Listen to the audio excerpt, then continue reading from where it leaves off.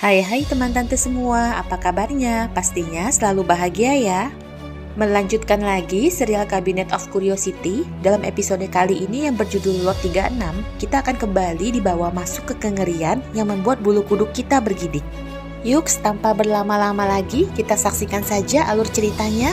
Selamat menonton dan terima kasih.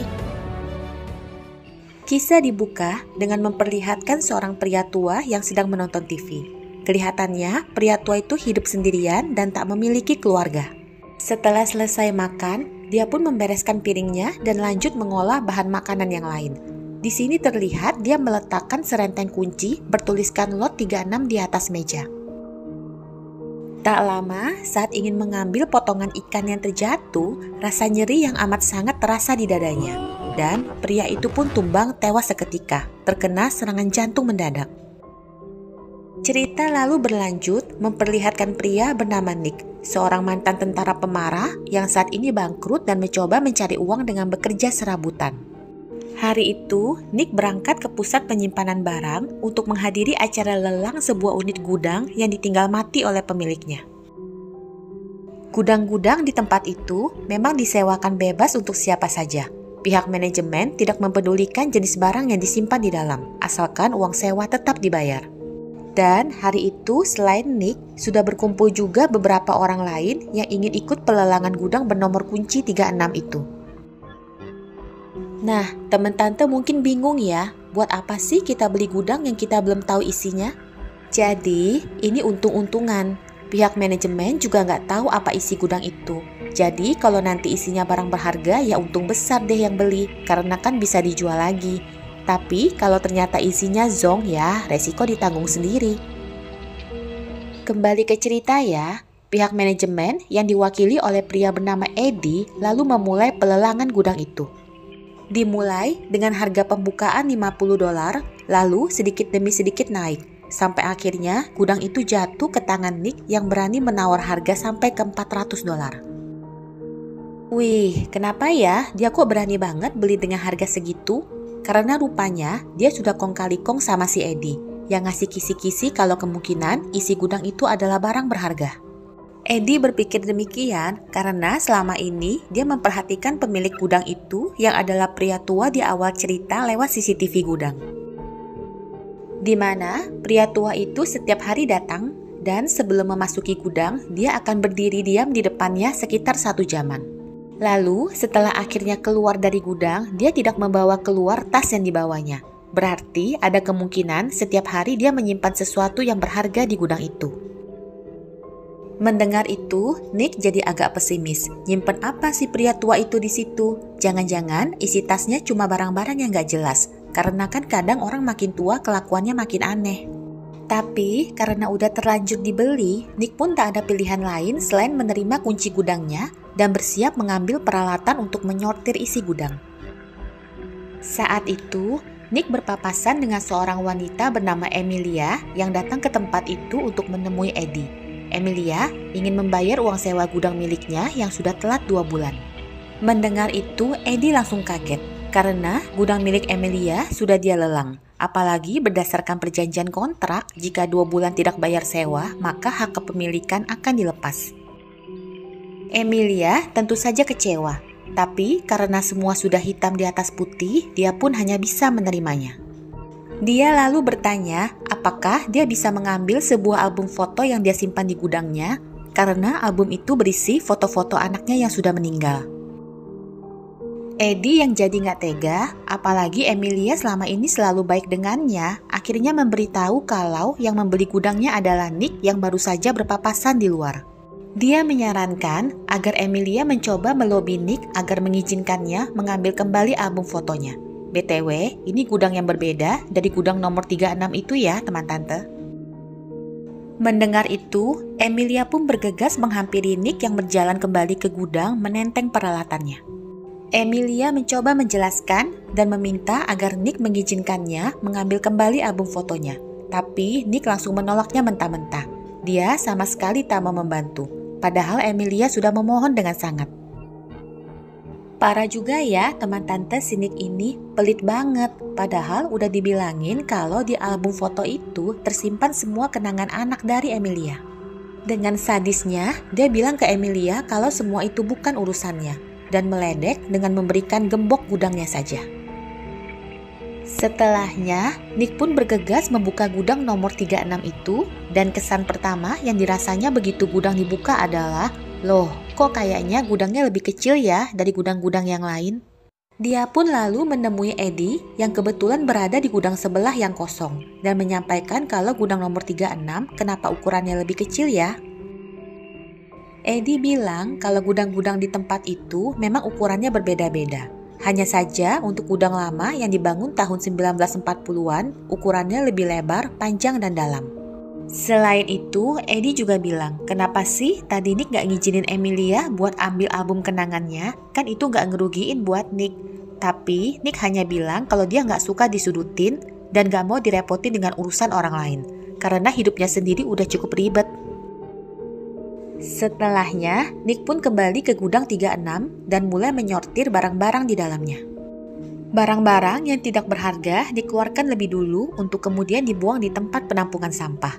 Hal itu dilakukan Nick berulang kali melewati koridor-koridor gudang yang lampunya sebentar-sebentar mati. Cukup membuat Nick jadi kesel. Dan setelah barang-barang sampah dikeluarkan, Nick dengan perlahan memeriksa tiap koper yang ada di gudang itu. Sampai akhirnya dia menemukan sebuah tiang lilin yang terbuat dari emas, sebuah figura bulu, dan juga sebuah papan cakram yang kelihatannya cukup mahal. Dengan bersemangat, dia membawa barang-barang itu keluar untuk segera dijual, karena dia butuh uang untuk membayar utangnya kepada bos mafia yang diutanginya. Tapi, tepat sebelum dia berangkat, satu preman anak buah si bos mafia muncul dan memberinya beberapa pukulan peringatan. Karena memang deadline pembayaran utang Nick sudah dekat, dan Nick belum juga membayar. Jadi ini semacam peringatan teman tante, cepat bayar utangnya atau nanti nyawa melayang. Setelah si preman pergi, Nick pun kembali ke ruangan Eddie untuk mengobati lukanya. Di momen itu, Eddie yang tahu kalau Nick sedang sangat butuh uang, menyarankannya untuk menjual barang-barang temuannya ke kenalannya bernama Agatha, yang biasanya royal dan gak pelit ngasih harga. Nick tentu saja langsung tancap gas dan menemui Agatha, yang begitu melihat tempat lilin itu langsung bilang kalau dia nggak bisa bayar mahal, karena tempat lilin itu kualitasnya kurang bagus, desainnya nggak rapi dan bentuknya pun kurang cantik. Tapi, lain halnya dengan papan cakram yang dibawa Nick. Agatha langsung terpana karena papan itu ternyata adalah sebuah meja pemanggil arwah. Agatha lalu dengan perlahan menelusuri ukiran yang ada di papan itu, dan tak sengaja menekan sebuah tombol yang membuka laci di bawah papan. Di laci itu tersimpan 3 buah jilid buku mantra yang berjudul Liber Demonicus, Liber Secundus, dan Liber Tertius. Melihat itu, Agatha langsung sadar bahwa meja juga buku yang dibawa Nick sangat berharga. Dan bukan hanya itu, ternyata figura bulu yang dibawa Nick juga cukup diminati Agatha. Karena bulu-bulu di figura itu terbuat dari rambut manusia asli. Setelahnya, Agatha pun menghubungi kenalannya bernama Roland, seorang ahli okultisme atau hal-hal gaib yang pastinya akan sangat tertarik dengan semua barang-barang itu. Selama Agatha menelepon, Nick menyempatkan membuka sedikit halaman salah satu buku yang isinya menyeramkan itu, sambil mikir, ih gila ini buku apaan sih?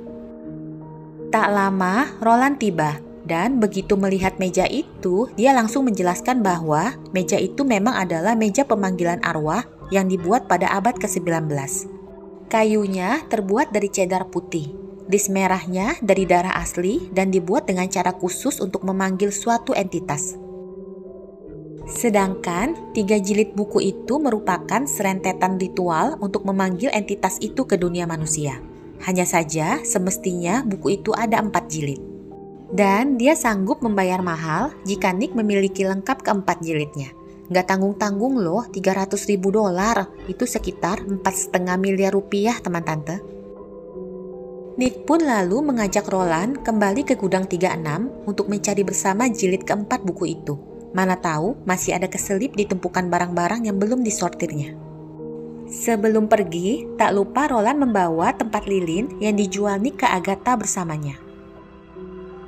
Di perjalanan, Roland menceritakan bahwa dia sebenarnya tahu siapa pemilik gudang nomor 36 itu. Keluarga si pria tua adalah pengusaha kaya yang memiliki bisnis baja di Eropa. Mereka berimigrasi ke Amerika pada akhir Perang Dunia Kedua dan merakit persenjataan untuk kepentingan perang. Tak lama, si pria tua itu akhirnya jatuh miskin karena mabuk judi sehingga membuat seluruh keluarganya sengsara. Dan karena tamak, dia pun bergabung di sebuah kelompok okultisme di Berlin dan memanggil suatu entitas ke dunia, menawari entitas itu sebuah wadah sebagai mediumnya untuk dirasuki. Wadah itu adalah adiknya sendiri yang bernama Doti, dan sejak saat itu si Doti ini menghilang bagai lenyap di telan bumi, tak ada yang tahu keberadaannya. Sesampainya di gudang, tanpa buang waktu, mereka pun segera memeriksa isi gudang itu untuk menemukan jilid keempat. Dengan seksama, mereka memeriksa isi gudang dan akhirnya menemukan sebuah pintu rahasia di bagian belakangnya. Pantas aja Nick ngerasa kalau ukuran gudang itu lebih kecil, karena memang ada ruang rahasia di belakangnya.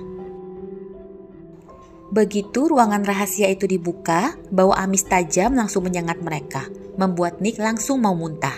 Tapi Roland dengan santai bilang kalau bau itu disebut effluvia dalam okultisme, yang adalah semacam bau untuk iblis menandai wilayahnya. Dia lalu menyalakan lilin yang dipasangnya di tempat lilin yang dibawanya sambil bilang agar Nick jangan bersuara dan jangan menyentuh apapun di dalam. Lalu, jika ada sesuatu yang bukan berasal dari dunia mereka muncul di ujung ruangan, maka Nick tidak boleh menatap mata juga bicara pada makhluk itu. Tapi ya, Nick yang emang pada dasarnya susah dibilangin dan gak percaya dengan hal-hal gaib, dengerinnya cuma masuk kuping kanan, keluar kuping kiri doang. Mereka pun lalu melanjutkan masuk ke dalam, di mana Nick semakin mual mencium bau amis yang terasa semakin menyengat. Di ujung terowongan itu, mereka menemukan sebuah kerangka yang terbaring di lantai dalam sebuah lingkaran mantra dengan kedua tangan yang dipasang.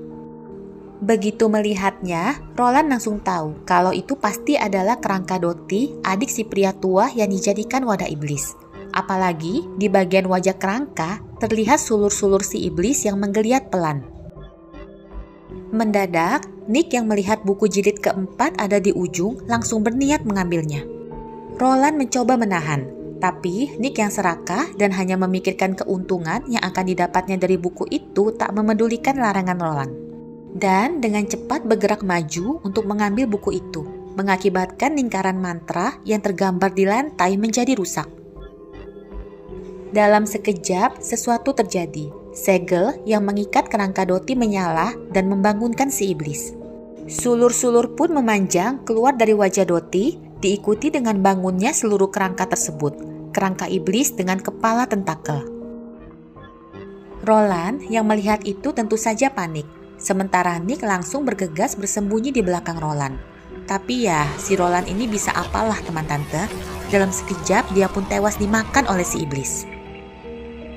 Melihat itu, Nick dengan cepat berlari keluar untuk menyelamatkan dirinya. Tapi si iblis terus mengikutinya, membuat Nick kebingungan untuk mencari jalan keluar. Sampai akhirnya dia tiba di pintu belakang. Sayangnya pintu itu terkunci, Nick tak bisa membukanya. Dengan putus asa, Nick berteriak minta tolong, berharap ada yang bisa membantunya membuka pintu itu dari luar. Tak lama, Emilia muncul menatap Nick yang meminta tolong padanya untuk membukakan pintu. Tapi, Emilia yang terlanjur sakit hati sama kelakuan Nick hanya menatapnya dan kemudian mengeluarkan gembok yang dulu diberikan Nick padanya. Dan kemudian langsung menggembok pintu tersebut dari luar. Film pun berakhir dengan Nick yang tewas mengenaskan oleh si iblis yang telah menunggunya. Demikianlah akhir episode Cabinet of Curiosities Lot 36 ini. Terima kasih ya sudah menonton sampai akhir. Sampai jumpa lagi di episode selanjutnya.